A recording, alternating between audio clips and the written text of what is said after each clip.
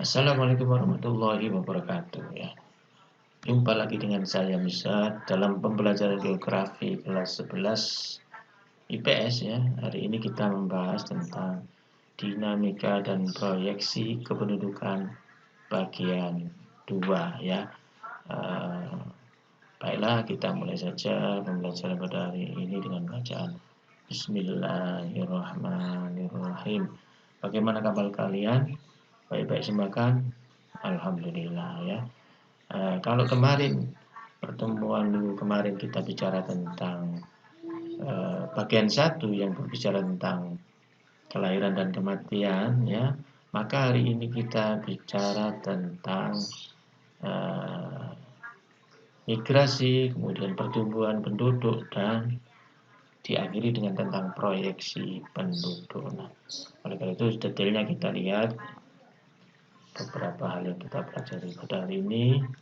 Yang pertama adalah kompetensi dasar, tetap ya 3.5 ini. Kemudian ini adalah kompetensi keterampilannya ya, sama dengan pertemuan sebelumnya. Nah, yang beda adalah di tujuan pembelajarannya ya. Kali ini tujuan pembelajarannya adalah siswa memahami tentang faktor dinamika dan proyeksi kependudukan. Nah, kali ini kita bicara tentang migrasi, pertumbuhan penduduk, dan proyeksi penduduk. Kita mulai saja dengan migrasi ya. Nah, kita sering mendengar kata migrasi. Apa sih sebenarnya migrasi itu? Nah, ini migrasi adalah perpindahan penduduk yang bersifat menetap dari satu tempat ke tempat lain melampaui batas administrasi suatu wilayah. Jadi migrasi ini adalah berpindah yang menetap ya, dari satu tempat ke tempat lain. Ini bisa antar negara, antar kabupaten, antar provinsi ya. Nah, angka migrasi itu terbagi menjadi 4 ya.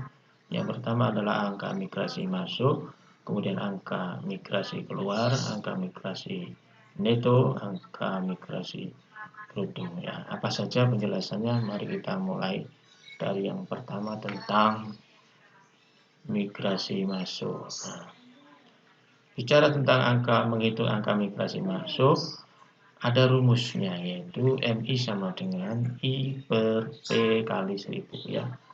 MI itu angka migrasi masuk, I-nya adalah jumlah migrasi masuk, P-nya adalah jumlah penduduk di daerah tujuan ya.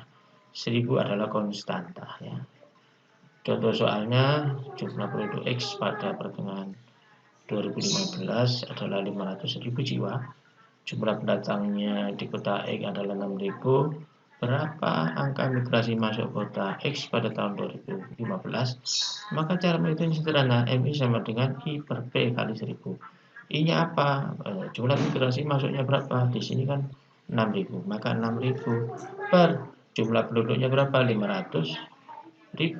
Maka dibagi 500.000 kali konstanta. Maka 6.000 dibagi 500.000 ketemu 0,012 kali 1000, maka MI-nya adalah 12. Apa arti MI 12? Artinya adalah pendatang di kota X adalah 12 orang setiap 1000 penduduk. Kita lanjutkan bagaimana rumus menghitung angka migrasi keluar. Maka rumusnya hanya tinggal mengubah MI menjadi MO. Ini I diganti O per P kali 1000 sama. Nah, maka contoh soalnya adalah demikian. Yang keluar berapa? Kan begitu. 2.500, yang penduduknya 500.000, maka dimasukkan aja yang keluar 2.500 per 500.000 kali 1000.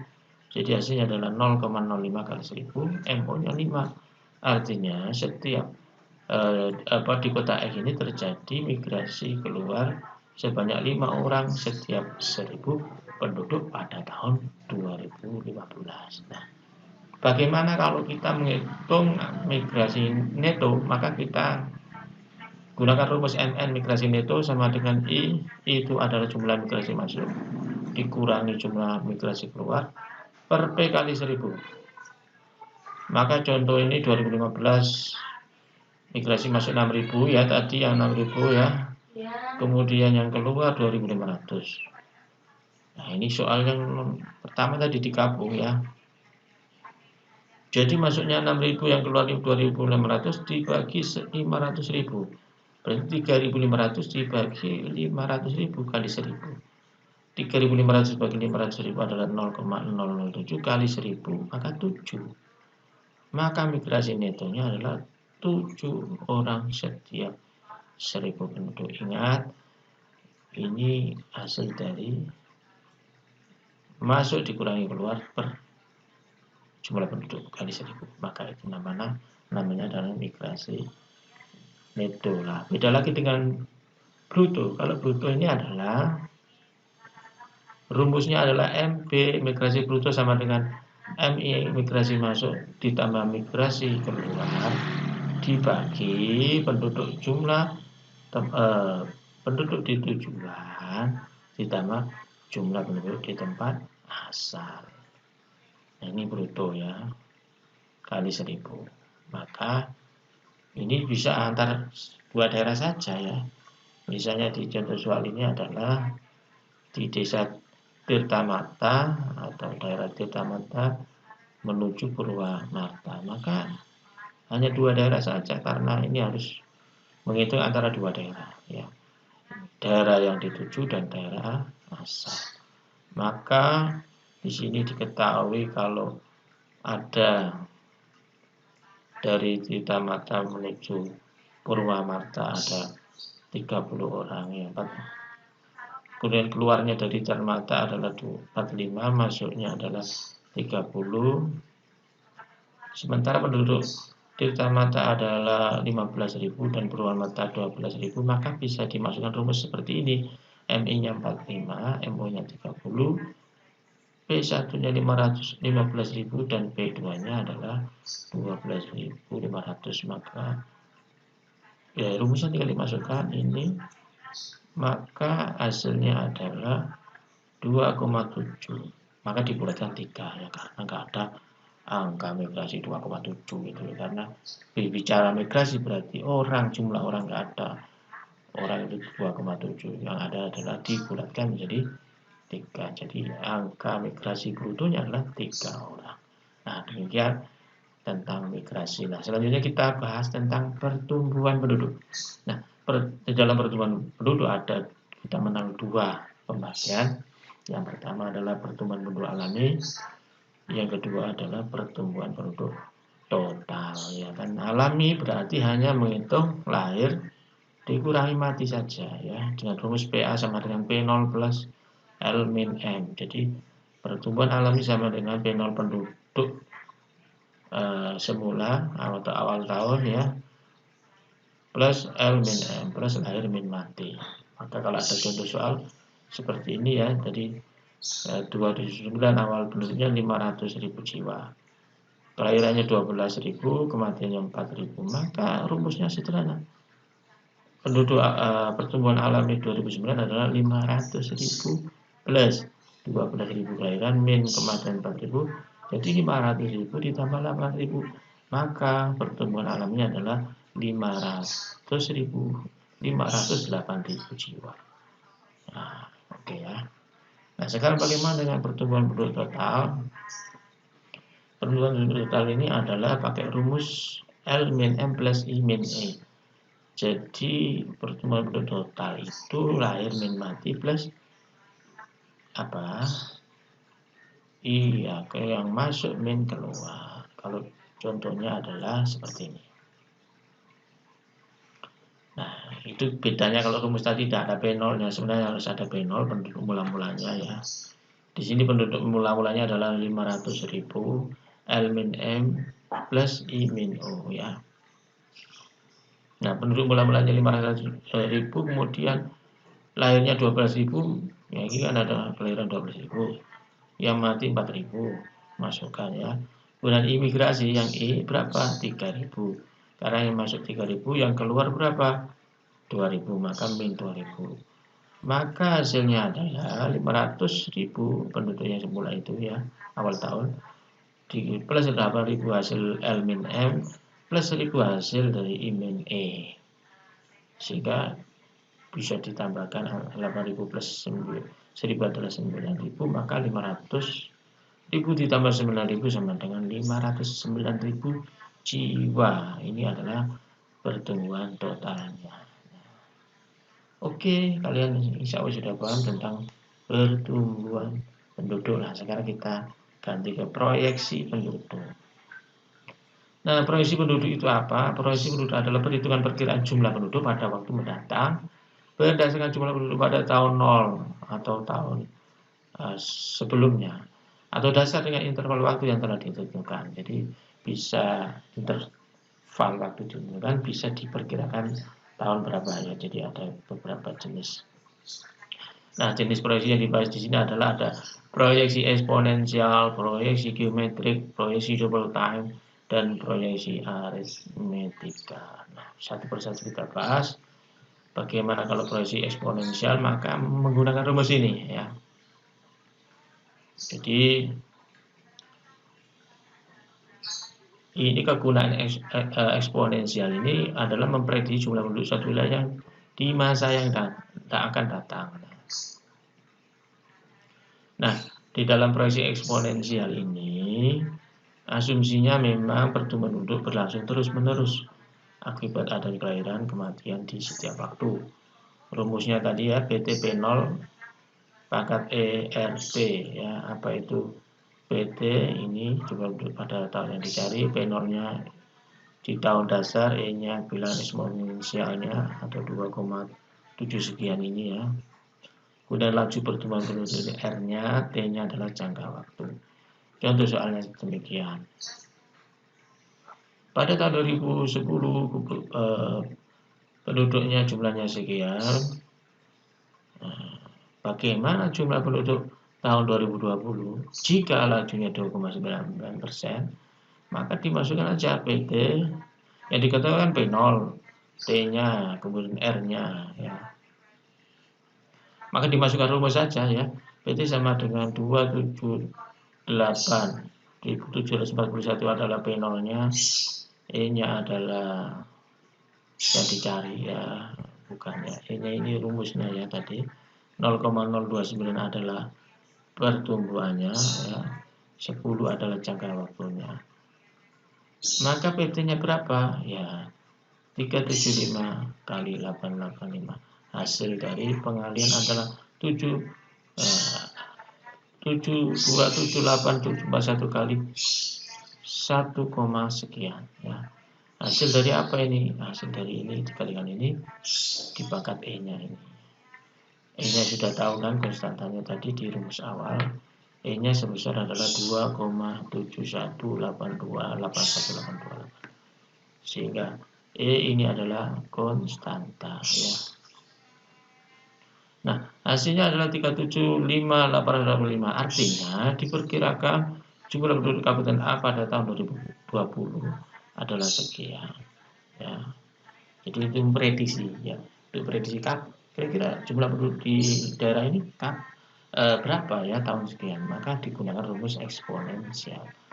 Nah, itu yang eksponensial. Selanjutnya kita pakai rumus geometrik. Nah, bagaimana rumus geometrik ini diberlakukan? Ini begini ya. Laju pertumbuhan penduduk adalah kegunaannya memprediksi jumlah penduduk suatu wilayah di masa yang akan datang, sama ya, sama dengan eksponensial. Nah, laju pertumbuhan penduduk geometrik menggunakan asumsi bahwa laju pertumbuhan penduduk sama setiap tahunnya. Jadi asumsinya adalah sama. Kalau tadi kelahirannya sama, sekarang ini pertumbuhan penduduk sama setiap tahunnya. Rumus geometrik ini menggunakan rumus PN sama dengan P0 1 plus R pangkat N min 0 ya. Apa itu PN? Yaitu ya proyeksi geometrik ya. P0-nya jumlah penduduk pada tahun 0, konstanta 1 ya. R-nya adalah presentasi pertumbuhan penduduk per tahun. N-0 adalah selisih tahun 0 dengan tahun N. Nah, kalau ini masih abstrak, kalau kita menuju contoh soalnya saja. Maka pada tahun 2010 jumlah penduduk Kabupaten A adalah 278.741 jiwa. Berapa perkiraan jumlah penduduk Kabupaten A pada tahun 2020? Jika diketahui laju pertumbuhan geometriknya adalah 3,03%, maka ditulis saja diketahui P0-nya ini. T-nya, nah tadi dikatakan 10 tahun, yaitu apa hasil dari 2020 min 2010 jadi 10 ya. R-nya 3,03% atau 0,003. Maka dimasukkan ke rumus PT sama dengan P0 ya plus 1 plus 0,0303 itu sebagai R-nya. Pangkatnya di N-nya adalah 10, hasil dari ini ya. Nah, tinggal dihitung aja ini, ditambah ini dipangkatkan 10 plus 278, hasilnya adalah 375.697. Artinya apa?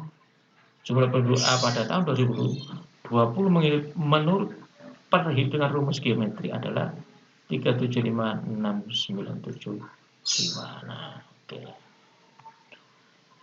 Nah, yang ketiga adalah proyeksi penduduk double time. Ini yang paling mudah, rumusnya sederhana, yaitu DT sama dengan TA plus 70 per R ya. 70 konstansa, R-nya adalah persentase pertumbuhan, TA-nya adalah tahun awal, DT-nya ya double time. Contoh penduduk A tahun 2010 adalah 1.150.000. Pertumbuhannya 2%. Maka tinggal dimasukkan DT-nya adalah 2010 ini ya. T-nya adalah 70, langsung 70 per RR-nya adalah persentase pertumbuhan atau 2%. Langsung 2010 plus 35. Artinya apa? Pada 2045 ya, itu diperkirakan jumlah penduduk kabupaten A itu 2 kali lipat.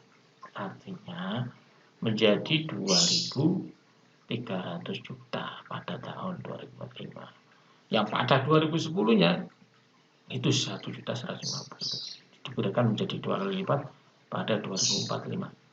Ini pakai prosesi double time ya. Yang kalau ada soal nanti tergantung diminta apa, double time kah, diminta pakai rumus apa ya, disesuaikan. Nah, yang terakhir adalah proyeksi penduduk aritmetika. Rumus aritmetika ini kita gunakan bahwa kita anggap bahwa jumlah penduduk tiap tahun selalu sama ya. Ini kita pakai rumus apa? PN sama dengan P0 plus 1 R kali N. Nah, jumlah P0-nya PN sama ya, R-nya juga sama, jangka waktu dalam tahun. Sekarang kalau dicontohkan dalam bentuk soal adalah misalnya begini. Jumlah penduduk sebanyak Jakarta, misalnya lo ini ya.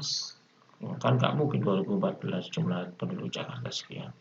Ini misalnya berarti ya. Ini Jakarta misalnya penduduknya 40.000 jiwa pada tahun 2014 dan pertumbuhan penduduk sebesar 2% per tahun. Berapa jumlah penduduk wilayah Jakarta setelah 6 tahun kemudian? Maka ini yang diketahui adalah jangka waktu dalam tahun N-nya yaitu 6 tahun kan. Berarti N-nya 6, R-nya 2, P0-nya 40.000. Dimasukkan saja P0-nya 40.000. Satunya ini konstansa, R-nya 0,02 karena 2% ya.